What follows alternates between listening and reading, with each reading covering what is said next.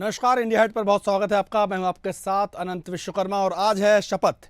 आज दिल्ली को नया मुख्यमंत्री मिलने वाला है। आतिशी के रूप में राजधानी को तीसरी महिला मुख्यमंत्री मिलेगी। आतिशी दिल्ली की 9वीं और सबसे युवा मुख्यमंत्री के तौर पर राजभवन में आज शाम 4:30 बजे शपथ लेंगी। वो दिल्ली की तीसरी महिला सीएम होंगी। उनसे पहले सुषमा स्वराज और शीला दीक्षित सीएम रह चुकी हैं। शपथ ग्रहण समारोह में केजरीवाल, सिसोदिया और पंजाब के सीएम भगवंत मान शामिल होंगे। 43 साल की आतिशी कालकाजी सीट से 3 बार की विधायक हैं। आतिशी दिल्ली की सबसे युवा सीएम होने का केजरीवाल का रिकॉर्ड भी तोड़ेंगी। आतिशी 43 साल की हैं, जबकि 2013 में पहली बार सीएम बनने के समय केजरीवाल 45 साल के थे। आप विधायकों ने 17 सितंबर को केजरीवाल के इस्तीफे के बाद आतिशी का नाम सीएम के रूप में फाइनल किया था। राष्ट्रपति मुर्मू ने 20 सितंबर को केजरीवाल के इस्तीफे को स्वीकार करने के साथ आतिशी को सीएम नियुक्त करने की इजाज़त दी थी। आतिशी के साथ आपके 5 विधायक गोपाल राय, सौरभ भारद्वाज, कैलाश गहलोत, इमरान हुसैन और मुकेश अहलावत मंत्री पद की शपथ लेंगे। कैबिनेट में मुकेश अहलावत एकमात्र नया चेहरा होंगे। बाकी 4 नेता केजरीवाल कैबिनेट में मंत्री रह चुके हैं। अहलावत को आम विधायक राजकुमार आनंद की जगह कैबिनेट में जगह मिली है। आनंद ने लोकसभा चुनाव से पहले बीजेपी ज्वाइन कर ली थी। वे केजरीवाल कैबिनेट में सामाजिक कल्याण मंत्री थे। तो आज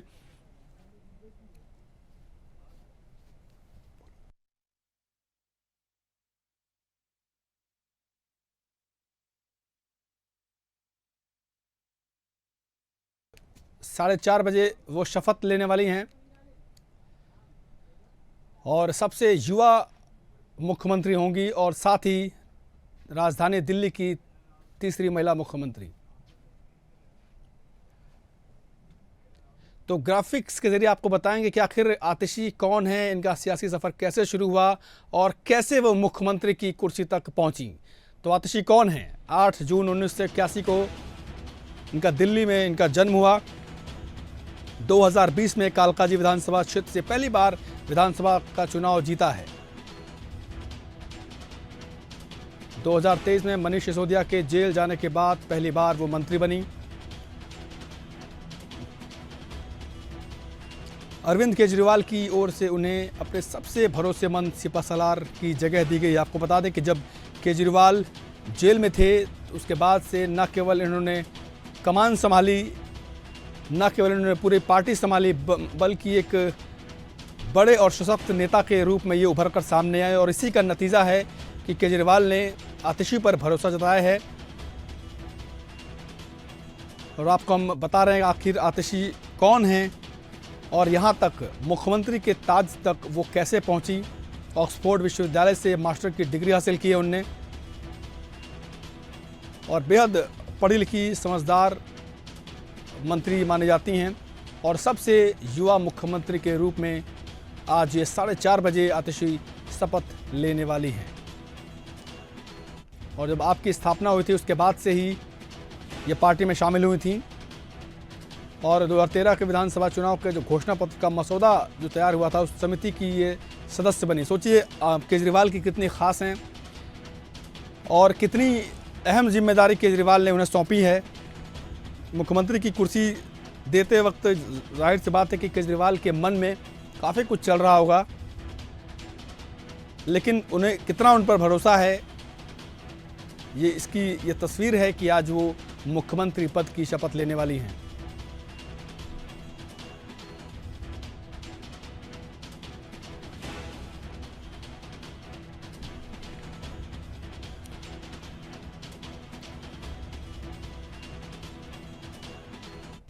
तो आतिशी आज दिल्ली की मुख्यमंत्री के तौर पर आज शपथ लेंगी। राजभवन में शाम 4:30 बजे कार्यक्रम होगा और उसी दौरान वो दिल्ली की मुख्यमंत्री की शपथ लेंगी। सबसे युवा मुख्यमंत्री होंगी वो दिल्ली की।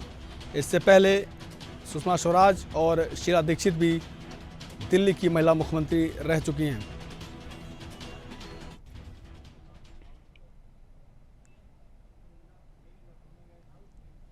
तो इस पर चर्चा करने के लिए हमारे साथ बीजेपी से प्रदीप भटनागर और आम आदमी पार्टी से अतुल शर्मा हमारे साथ जुड़े हैं। दोनों मेहमानों का बेहद स्वागत है। सबसे पहला मेरा सवाल होगा आम आदमी के जो हमारे प्रवक्ता है अतुल शर्मा जी। अतुल जी, सबसे पहले तो बहुत बधाई, आपको एक नया मुख्यमंत्री मिल रहा है, लेकिन एक सवाल भी इसलिए उठ रहा है क्योंकि जो सूत्रों के हवाले से खबर ये आई थी कि जब विधायक दल की बैठक हुई थी तो उसमें केजरीवाल साहब ने सहमति किसी की नहीं ली, बल्कि एक वीटो पावर का इस्तेमाल किया कि आतिशी ही दिल्ली की अगली मुख्यमंत्री होगी। इस अफवाहों में कितनी सच्चाई? देखिए, अफवाहें फैलाई जाती हैं और जाहिर सी बात है कि जो आपने वीटो पावर शब्द का यूज किया, तो मैंने भी 2-4 पेपर्स की कटिंग वगैरह देखी सुबह उठकर। तो उनमें ये जिक्र था कि केजरीवाल जी ने वीटो पावर का इस्तेमाल करते हुए आतिशी जी का नाम प्रस्तावित किया। ऐसा कुछ भी नहीं है।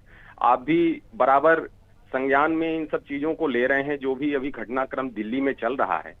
तो हमारे विधायक दल की बैठक हुई, पूरे विधायक दल ने सर्वसम्मति से आतिशी जी को मुख्यमंत्री के रूप में चुना और आज वो शपथ लेने जा रही हैं। तो अफवाहों पे हमें ध्यान नहीं देना है। बिल्कुल। और सबसे बड़ी बात है, मैं अनंत जी आपसे कहना चाहता हूं कि केजरीवाल जी की ईमानदारी पर पहली मुहर तो आज लग गई है। अब कैसे लगी है ये मैं आपको बताना चाहता हूं। 10 साल तक सीएम रहने के बाद भी केजरीवाल जी के पास दिल्ली में उनका खुद का मकान नहीं है। बहुत बहुत ही सोचने की बात है ये। एक बीजेपी के पार्षद, तो सर उन्होंने रेनोवेशन तो कराया था जो काफी चर्चा में रहा था, जो सरकारी जो उनको आवास मिला था उसमें काफी करोड़ों का रेनोवेशन हुआ था। सवाल बहुत सारे हैं सर। सरकारी आवास है वो सर, तो रेनोवेशन हुआ था ना सर, में चुन के जो आएगा उसके लिए वो आवास होता है। वो व्यक्ति विशेष का आवास नहीं था अनंत जी। मैं कंप्लीट करना चाहूंगा। बीजेपी में पहली बार चुनकर जो पार्षद और विधायक आते हैं और अपने एक कार्यकाल पूरा होने तक में इनके 8-10 मकान और पता नहीं कितनी अवैध संपत्तियों में अपने इजाफा कर लेते हैं। चलिए ठीक है, मैं 17 सितंबर की बात करूंगा। सुनिए तो जरा, 17 सितंबर को सुबह 11:30 बजे दिल्ली के सीएम अरविंद केजरीवाल के घर पर बैठक होती है। कुछ विधायक हालांकि बाद में पहुंचते हैं, लेकिन कहा यह जा रहा है कि जब केजरीवाल साहब ने जब आतिशी जी का नाम लिया तो कई जो विधायक थे वो कई तो हाँ कह रहे थे, कई कुछ कह नहीं पा रहे थे। तो सवाल ये कि क्या वो विधायक दल की जो बैठक है उसको सर्वसम्मति से चुनी गई है या सिर्फ केजरीवाल साहब को उन पर भरोसा है, सिर्फ इसलिए वो सीएम बन रही हैं? देखिए, यहाँ दोनों बातें। एक तो विधायक दल की बैठक में सर्वसम्मति से आतिशी हुआ और दूसरा ये केजरीवाल जी का आदर है। केजरीवाल जी जो हमारे विकास के मॉडल हैं, उनका ये सम्मान है। केजरीवाल जी ने अपना, केजरीवाल जी खुद किसी न किसी विधानसभा से विधायक हैं, उसके बाद मुख्यमंत्री हैं। तो उन्होंने भी नाम प्रस्तावित किया आतिशी जी का। दिलीप पांडे जी, ठीक है, हमारे साथ प्रदीप भटनागर जी भी हैं। प्रदीप जी, अब देखिए, वो मुख्यमंत्री आतिशी जी शपथ ले रही हैं 4:30 बजे। जाहिर सी बात है कि वो दिल्ली की मुख्यमंत्री हैं, आपके मुख्यमंत्री हैं, तो आप बधाई देना चाहेंगे या फिर कुछ सवाल भी आपके मन में है? प्रदीप जी। नहीं, मैं तो शुभकामनाएं दूंगा जी। केजरीवाल, अरविंद केजरीवाल 2 मुख्यमंत्री बनने जा रहे हैं। अच्छी बात है। ये वही हाल है कि सरकार तो जैसे सोनिया जी ने चलाई है और एक मुंह मनमोहन सिंह जी का था मुखौटा, वही चलेगा, वो भी आम आदमी पार्टी में। और मैं तो कहूंगा कि अगर विकास पुरुष, ये तो खैर पुरुष क्या पुरुषिका अगर बन के दिखाएं तो मैं तो कहूंगा बधाई आपको, क्योंकि 17 मंत्रालय होने के बावजूद भी इसने कुछ नहीं करा, मुख्यमंत्री बन के क्या करते। और मैं सुन रहा था, अभी बता रहे थे कि अभी इससे बड़ी मिसाल क्या होगी कि उन्होंने अपना शीश महल 65 करोड़ रुपए का जो सरकारी पैसा और जनता की गाड़ी कमाई दिल्ली वासियों के पैसे से जो बनाया, वो छोड़ना पड़ रहा है, क्योंकि उन्होंने सोच लिया था कि धरोहर मेरी हो गई है, अब कोई खाली तो करा नहीं पाएगा, मगर प्रजातंत्र के आगे झुकना पड़ता है। सौरभ जी, मैं पूरा कर दूं सर, मुझे कम टाइम, थोड़ा मैं बोल लूं थोड़ा सा, आप मुझे अगर अनुमति दे तो। जी बोलिए प्रदीप जी। हाँ, तो ये मुख्यमंत्री बनना चाह रहे हैं, अच्छी बात है। विकास पुरुषिका बन के दिखाएं। जो हाल का बेहाल है, पीडब्ल्यूडी मंत्रालय इनके पास है, रोडों पे अब तक इनसे एलईडी लाइटें लगाई गई, पूरी सड़कें बेकार हुई हुई हैं। आप चले जाइए जरा हरियाणा की तरफ जाएंगे, जब आप दिल्ली से, आप राड़ी से लेके आप ये इतना भी मुंडका वगैरह एरिया इतना बदहाल हाल है रोनी का। और छोड़िए साकेत, जो दिल्ली साउथ दिल्ली का एक नगीना है, वहां आदमी बेहाल है अभी भी। बारिश 3 दिन रुकने के बावजूद भी। ये विकास पुरुष की बात कर रहे थे यहाँ पे। ईमानदारी का सीधे बात है जरा, क्यों अगर इतने ईमानदार थे तो छोड़नी पड़ी सीट।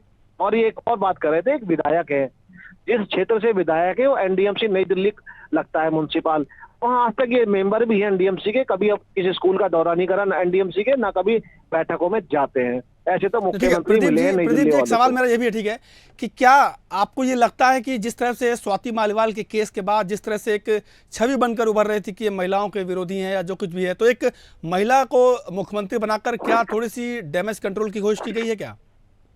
देखिए, दिल्ली का नेतृत्व करने महिला जा रही हैं, हम्म। चलो अच्छी बात है, मगर जो महिला जा रही हैं, जो उनके परिवार पे दाग लगे हुए हैं, वो भी कहीं जाके साबित करने पड़ेंगे कि इनके जो मार्लिना जी के माता पिता इन चीजों में सम्मिलित रहे और किस नक्सलवाद में सम्मिलित रहे, किस इन चीजों में रहे, सबको देश दुनिया को पता है चीजें। ठीक है, तो अतुल जी भी जवाब सफाई दीजिए। देनी पड़ेगी। अब ये देखने वाली बात ये है, अनंत जो जी, जी जी मार्लिना जवाब है, दीजिए अनंत अतुल जी, जी, बनने जा आज रही गंभीर हैं, आरोप हैं। तो शिक्षा मंत्री आज अनंत जी, आज नहीं लगा अनंत पाई, जी, वो मुख्यमंत्री बन के क्या करेंगी, प्रदीप अब जी, देखने प्रदीप जी वाली जरा बात अतुल जी रहेगी। को सुन लेते हैं ना। जी अतुल जी बोलिए। अनंत जी, जी। अभी महिलाओं के सम्मान की बात कर रही है ये पार्टी। आज पूरा देश स्तब्ध है। कल मणिपुर की घटना है, आप सभी के संज्ञान में होगी। मुझसे तो बिल्कुल मतलब ये वीडियो क्लिप देखा नहीं जा रहा, ये ऑडियो सुना नहीं जा रहा है। सेना के अधिकारी की मंगेतर के साथ उड़ीसा में पुलिस रूपी भक्षकों ने दरिंदगी की सारी सीमाएं पार कर दी, लेकिन बात बात पर विपक्ष पर चिल्लाने वाले डबल इंजन के मुखिया मोदी जी अभी तक खामोश बैठे हैं। ये हमें महिला सम्मान की बात बताएंगे। आज हम एक महिला को मुख्यमंत्री बना रहे हैं और मैंने जैसे पहले भी कहा है कि पूरे भारत देश के सामने हमने एक अच्छा उदाहरण प्रस्तुत किया है और आज हमारे देश की महिलाएं, मणिपुर की महिलाओं के साथ ये दुर्व्यवहार, अत्याचार हो रहा है। अब मोदी ठीक है, जी अभी भी प्रदीप जी, खामोश लास्ट है। कमेंट, इनके प्रदीप जी, पास लास्ट कमेंट। रसिया जाने का समय है, यूक्रेन जाने का समय है और इनके पास दिल्ली से मणिपुर जाने के लिए साधन संसाधन। चलिए ठीक है, आप मणिपुर तक मत पहुंचिए, ठीक है, छोड़िए रहने दीजिए। प्रदीप जी लास्ट कमेंट आपका, वक्त की बेहद कमी है प्रदीप जी। मंत्री के नेतृत्व में इस देश जो है तो गर्त पे जा रहा है। Pradeep ji last comment. जिनके पास जवाब नहीं होते मुद्दों पे बात करने के, वो तितर बितर ही भागते हैं। ये 2000 किलोमीटर चलेगा, ये अपना दिल्ली दिखाई दे रहा, क्या हाल बदहाल दिल्ली है। ये मणिपुर की बात कर रहे हैं, मणिपुर के अलावा भी बहन बेटियों कहाँ पे क्या क्या हुआ है, शायद उस पर आवाज नहीं आएगी, चाहे पश्चिम बंगाल। ठीक है सर, आप दोनों का सुनिए ना, आप दोनों का बहुत बहुत शुक्रिया। वक्त की थोड़ी कमी है, मैं माफी चाहूंगा। आज दिल्ली को आज महिला मुख्यमंत्री मिल रही, तीसरी महिला मुख्यमंत्री है। सवाल कई हैं, लेकिन अब वो एज अ मुख्यमंत्री कितनी अच्छी साबित होती हैं, ये एक बड़ा सवाल रहेगा, क्योंकि उनके पास वक्त ज़रा कम होगा, क्योंकि फरवरी में चुनाव प्रस्तावित हैं दिल्ली में। वक्त कम है, लेकिन सवाल और जिम्मेदारियां बहुत ज़्यादा। तो आतिशी आज 4:30 बजे आज मुख्यमंत्री पद की शपथ लेंगी और जिस तरह से 17 तारीख को बैठक हुई थी सीएम, जो पूर्व सीएम थे केजरीवाल, उनके आवास पर कई विधायक इनके नाम पर असहमत थे और कुछ की सहमति थी। बावजूद इनके आतिशी को मुख्यमंत्री का चेहरा बनाया गया। आज वो मुख्यमंत्री की शपथ लेंगे, इसे लेकर भी कई सवाल उठ रहे हैं।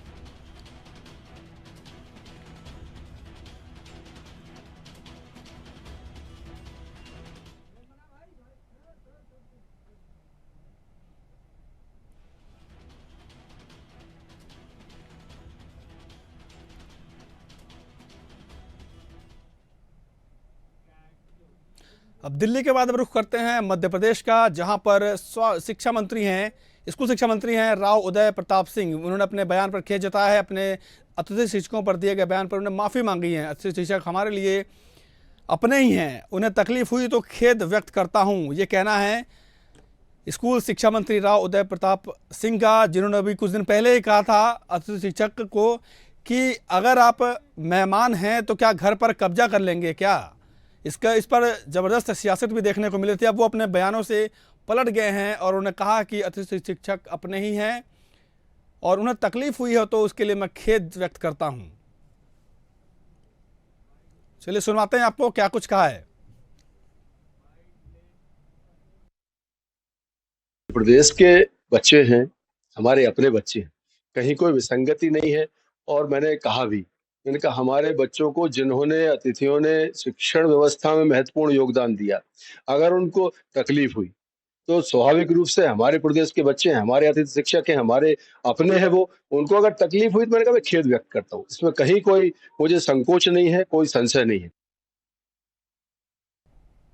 तो आपने सुना स्कूल शिक्षा मंत्री राव उदय प्रताप सिंह को, वो अपने बयानों पर खेद व्यक्त कर रहे हैं। लेकिन जिस तरह से उन्होंने अभी 2 दिन पहले ही बयान दिया था कि अगर अतिथि शिक्षक मेहमान हैं तो क्या घर पर कब्जा कर लेंगे क्या, ये एक बड़ा बयान था, जिसके बाद से तमाम प्रतिक्रियाएं सामने आने लगी थी और गेस्ट टीचर्स ने इस बयान पर अपना विरोध जताया था और उन्होंने तमाम वो वादे याद दिलाए थे शिक्षकों ने कि किस तरह से पूर्व की सरकारों ने वादा किया था, लेकिन मंत्री साहब ने उन्हें मेहमान बता दिया और साथ ही उनकी जो बयान थे उससे उन्हें बेहद आहत हुए थे वो।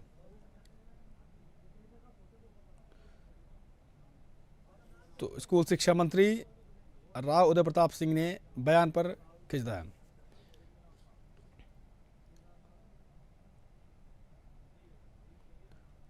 और इस खबर पर चर्चा करने के लिए हमारे साथ बीजेपी प्रवक्ता दुर्गेश केसवानी जी हैं, बहुत बहुत स्वागत है। और कांग्रेस से हैं जितेंद्र मिश्रा जी, आपका भी बहुत स्वागत है।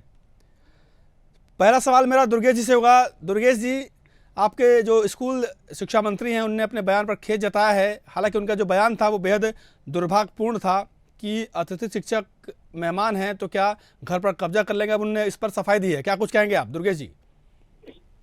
देखिए, निश्चित रूप से माननीय मंत्री जी की जब बात आ गई, उन्होंने स्पष्ट किया कि अगर मेरी बातों से कोई आहत हुआ है तो मैं अपनी बातों को खंडन करता हूं उसको, और बिना उन्होंने किसी भी लाग लपेट के उन्होंने स्पष्ट किया, उन्होंने खेद व्यक्त करने का काम किया।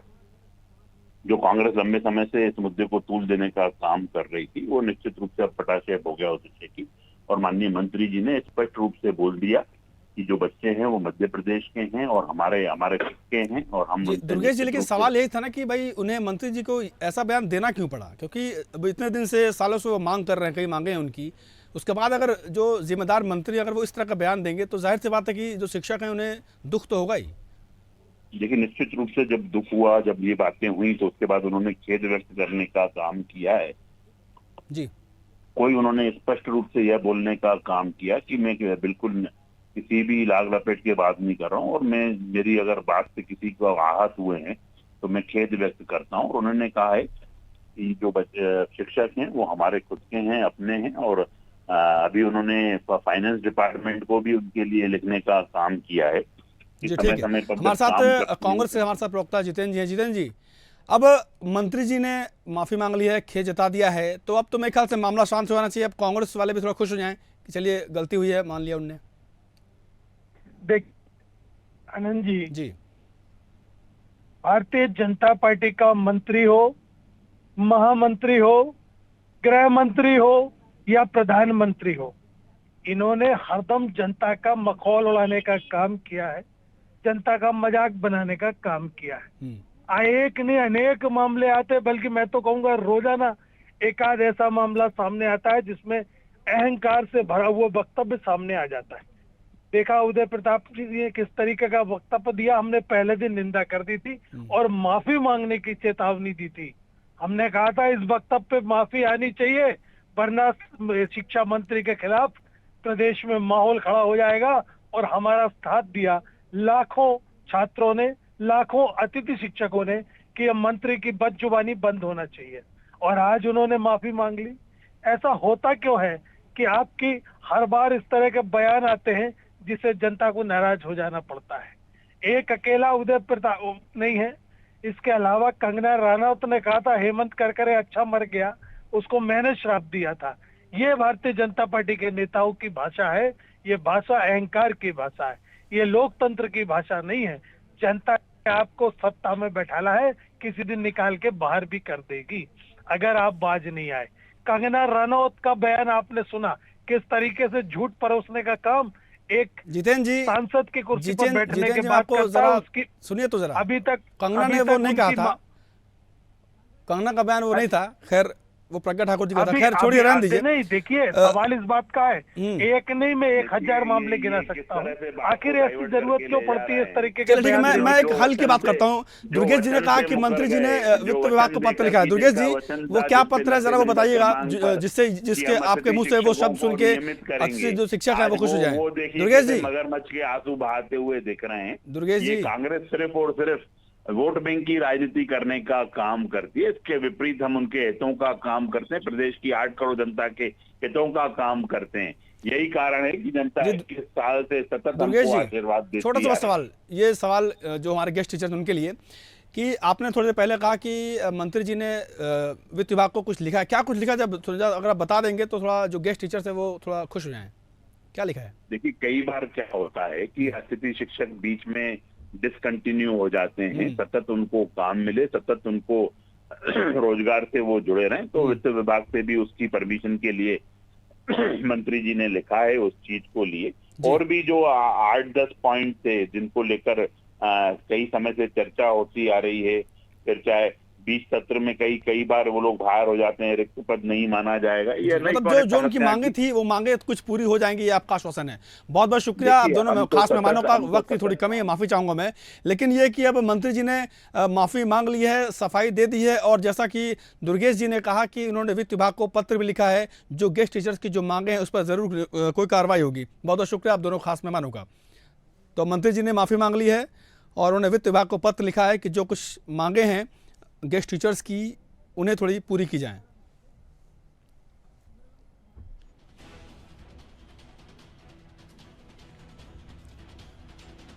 तो स्कूल शिक्षा मंत्री राव उदय प्रताप सिंह ने अपने बयान पर खेद जताया है। उन्होंने अभी कुछ दिन पहले ही कहा था कि अतिथि शिक्षक हैं, वो मेहमान हैं, तो क्या घर पर कब्जा कर लेंगे। इस बयान के बाद जो गेस्ट टीचर हैं वो काफ़ी आहत हुए थे, और वहीं कांग्रेस भी इसे लेकर लगातार सियासत कर रही थी, लगातार सवाल उठा रही थी। अब मंत्री जी की माफ़ी आई है तो हम उम्मीद करते हैं कि कांग्रेस के साथी थोड़े खुश होंगे।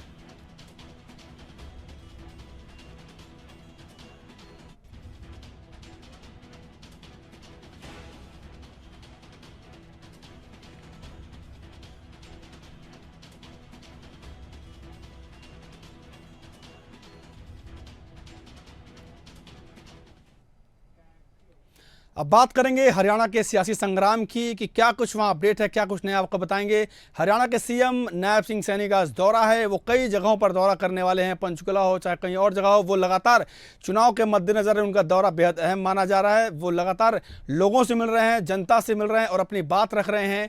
वो सरकार के किए गए कामों को याद करा रहे हैं, वो लोगों से मिल रहे हैं। साथ ही उनका ये कहना है कि हरियाणा में जो सरकार है वो बनने वाली है वापस बीजेपी की, और इसी को लेकर उनकी तमाम सियासी रैलियां हैं। और बीजेपी कांग्रेस की टक्कर यहां पर है, किंग मेकर कौन होगा इसे लेकर बड़ा सवाल होगा। लेकिन आज उनकी सभाएं हैं, कई रैलियां हैं, कई विधानसभा क्षेत्रों में वो रैली करते नजर आएंगे नायब सिंह सैनी। जाहिर सी बात है कि हरियाणा के सियासी संग्राम में, सियासी समर में काफ़ी कुछ देखने को मिल रहा है, बयानों के तीर देखने को मिल रहे हैं। अभी मनोहर लाल खट्टर जी का एक बयान आया था, वो कुमारी शैलजा को ऑफ़र कर रहे हैं कि अगर आप नाराज़ हैं, अगर आप बीजेपी में आना चाहती हैं तो हम आपको ऑफ़र करते हैं। इस सब बयान के बाद सियासत लगातार जारी है और हरियाणा के सियासी संग्राम में आज नायब सिंह सैनी की कई रैलियां हैं।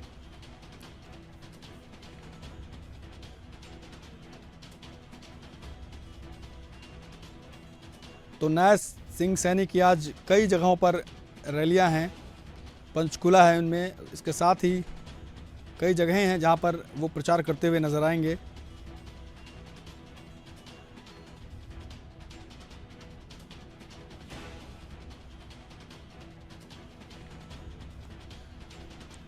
तो आपको बता दें कि हरियाणा में चुनाव होने ही वाले हैं, 90 विधानसभा सीटों पर विधानसभा चुनाव ये होने वाले हैं। और कई पार्टियां, जो अन्य पार्टियां भी हैं उसका भी जिक्र कर लें, बीजेपी कांग्रेस के अलावा तो इनेलो है, जेजेपी है, और साथ ही आम आदमी पार्टी भी कमर कस चुकी है। बीएसपी की बात करूं तो बीएसपी भी करीब 35 सीटों पर बीएसपी का प्रभाव है और निर्णायक भूमिका में है कई सीटों पर मायावती की बसपा। और किंग मेकर कौन होगा ये भी एक बड़ा सवाल है, क्योंकि छोटी पार्टियां हैं वो भी दमखम भर रही हैं।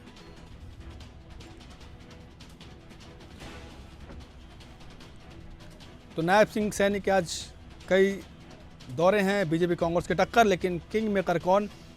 और हमारी जो टीम है, जो इंडिया हेड की टीम है, वो लगातार हरियाणा के दौरे पर है, पल पल की अपडेट वहाँ से मिलती है। और हमारे जो पॉलिटिकल एडिटर हैं वो हरियाणा के दौरे पर हैं, चुनाव की पल पल की खबर उनके पास रहती है, क्या कुछ समीकरण बन रहे हैं, बिगड़ रहे हैं, इस पर उनकी पैनी नज़र रहती है। काफ़ी लंबा उनका अनुभव है। ब्रिजेश जी हमारे साथ जुड़ चुके हैं। ब्रिजेश जी, क्या कुछ है हरियाणा के समीकरण? अगर मैं आज की बात करूं तो नायब सिंह सैनी है जो सीएम साहब हैं, उनके आज कई दौरे होने हैं पंचकुला के अलावा। क्या कुछ आप देख पा रहे हैं? किस तरह का समीकरण बनता हुआ आपको हरियाणा में नजर आ रहा है? बिल्कुल अमित जी, देखिए लगातार दौरे कर रहे हैं दिग्गज, चाहे वो कांग्रेस के दिग्गज नेता हो या बीजेपी के स्थानीय दिग्गज नेता हो, लगातार हरियाणा के चप्पे चप्पे के दौरे करते हुए नजर आ रहे हैं। और आज भी मुख्यमंत्री नायब सिंह सैनी की 7 सभाएं हैं। सबसे पहले वे सभा कर रहे हैं पंचकुला में, और पंचकुला में लगातार सभाएं उनकी हैं। और पंचकुला के बारवाला में जो प्रत्याशी हैं ज्ञानचंद गुप्ता, जो विधानसभा के अध्यक्ष भी हैं, उनके समर्थन में आज रैली करने वाले हैं। और शाम को 4 बजे रैली की शुरुआत होगी, जो 5 बजे तक से चलेगी। और उसमें स्थानीय प्रत्याशी तो आसपास की विधानसभाओं के मौजूद रहेंगे ही, लेकिन कई दिग्गज नेता इसमें शामिल रहने वाले हैं। जी ब्रजेश जी, अभी आज जो हरियाणा में जो चल रहा है, एक खबर बड़ी जोर पकड़ रही है कि जो पूर्व सीएम है मनोहर लाल खट्टर, उनने कुमारी शैलजा को एक ऑफर कर दिया है, क्योंकि कुमारी शैलजा जाहिर सी बात है कि कांग्रेस से कहीं ना कहीं नाराज चल रही हैं। खट्टर ने ये कहा है कि आपके लिए रास्ते बने हुए हैं, अगर आप चाहें तो आप बीजेपी में आ सकती हैं। तो इसे लेकर तमाम सियासी वहाँ पर जो बहस छिड़ गई है, तो इस बयान को आप कैसे देखते हैं और उसका कितना प्रभाव? देखिए, कुमारी शैलजा की अगर बात करें तो ये हरियाणा कांग्रेस की जाने वाली नेता है, दिग्गज नेत्री है। वो तो 17 सीटें रिजर्व है 80 के लिए। इन 17 की 17 सीटों पर क्योंकि दलित वर्ग से ही आती है कुमारी शैलजा, और 17 की 17 सीटों पर काफी अच्छा होल्ड है उनका। न सिर्फ 17 होल्ड बल्कि पूरे हरियाणा में उनकी बात करें तो कुमारी शैलजा की काफी अच्छी छवि है, और दलित वर्ग उन पर भरोसा करता है। यही वजह है कि अब दलितों के वोट बैंक के मद्देनजर बीजेपी में आने के उनके अटकलें हैं, क्योंकि मनोहर लाल खट्टर भी कह चुके हैं, नायब सिंह सैनी भी कह चुके हैं, अमित शाह भी कह चुके हैं कि कांग्रेस से अगर कोई भी नेता सताया जाता है, और अगर वो केंद्र सरकार या बीजेपी की पॉलिसी योजनाओं से कुछ होता है, तो वो उसका स्वागत करेंगे बीजेपी में आने के लिए। कुमारी शैलजा के लगातार जो है मुद्दा की खबरें थी, वो प्रचार भी नहीं कर रही है, लगातार खबरबाजी नहीं है, और भी नहीं है, क्योंकि उनके लोगों को नहीं मिला कांग्रेस में। इस बात से लगातार नाराजगी उनकी है, और गुटबाजी से भी वो परेशान है। तो जाहिर सी बात है कि वो बीजेपी के संपर्क में है, और जल्दी बड़ा फैसला लेकर, जैसे मनोहर लाल ने कहा कि बीजेपी में आ सकती है, उनका स्वागत करेंगे, तो वो बीजेपी में भी आ सकती है, और बीएसपी में भी लगातार वो संपर्क में बनी हुई है। जी अब मैं छोटे दलों की मैं बात कर लूँ, जैसे बीएसपी का जिक्र आपने किया, और इनेलो है, कई और पार्टियां हैं, तो क्या छोटे दल इस बार किंग मेकर की भूमिका में नजर आ सकते हैं क्या? बिल्कुल आ सकते हैं, क्योंकि रणजीत कांटे का मुकाबला है इस बार हरियाणा में। एक तरफा मुकाबला नहीं है, एक तरफा मैच नहीं है। और अब तक हम जहाँ भी घूमे हैं, जहाँ भी हमने किया है और ग्राउंड रिपोर्ट दिखाई है हरियाणा की अलग अलग सीटों की, तो लोग जो है वो बीजेपी की जो 10 साल की सरकार थी उसकी कुछ पॉलिसीज को लेकर नाराज है, और एक एंटी इनकम्बेंसी ग्राउंड पर देखी जा रही है। यही वजह है कि कांग्रेस को मौका मिल रहा है। कांग्रेस पूरी मजबूती से प्रचार प्रसार में जुटी है जी, और यही वजह है कि हर सीट पर का फाइट, हालांकि सीधा मुकाबला में है, लेकिन कुछ सीटों पर बीएसपी, जेजेपी, एलजेपी और आम आदमी पार्टी खासतौर से जिस तरह मुखर हुई है अरविंद केजरीवाल। तो छोटे दल कहीं ना कहीं इस बार किंग मेकर की भूमिका में नजर आ सकते हैं, क्योंकि अब केजरीवाल साहब भी जेल से बाहर हैं, तो वो हरियाणा का एक दौरा भी कर चुके हैं। कल उनकी रैली थी जिसमें काफ़ी भीड़ देखने को मिली थी। बहुत बहुत शुक्रिया, और आप ग्राउंड पर रहिए, तमाम जो वहाँ के हरियाणा की सियासी हलचल है उस पर आप नज़र रखिए, और क्या कुछ होने वाला है उसे लेकर ज़रा हमें अपडेट करते रहेगा। फिलहाल बहुत बहुत शुक्रिया आपका ब्रजेश जैन जी। तो ये थे ब्रजेश जी जो बता रहे थे कि किस तरह का समीकरण बनता बिगड़ता दिख रहा है, किस तरह से जो बीजेपी कांग्रेस के अलावा जो छोटे दल हैं वो इस बार कितने निर्णायक भूमिका में रहेंगे, ये ब्रजेश जी ने साफ तौर पर बताया हमें।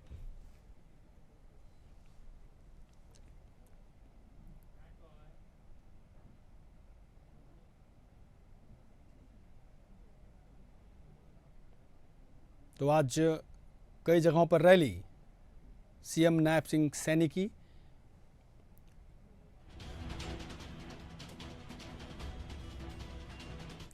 तो हरियाणा का जो सियासी संग्राम है, जो हरियाणा का रण है, जो दंगल है, वो बेहद दिलचस्प है। दिलचस्प इसलिए न केवल वहाँ पर बीजेपी कांग्रेस बल्कि जो छोटे दल हैं वो भी अपनी अहम भूमिका में हैं। चाहे मैं बात कर लूँ आम आदमी पार्टी की, चाहे आईएनएलडी की, चाहे बीएसपी की, इनकी भूमिका इस बार बेहद अहम रहने वाली है। और इस खास जो हमारी जो पेशकश होती है, हमारी लगातार नज़र रहती है कि हरियाणा पर क्या कुछ चल रहा है, और इसीलिए हम हरियाणा का हमारा जो खास शो है वो लेकर आते हैं।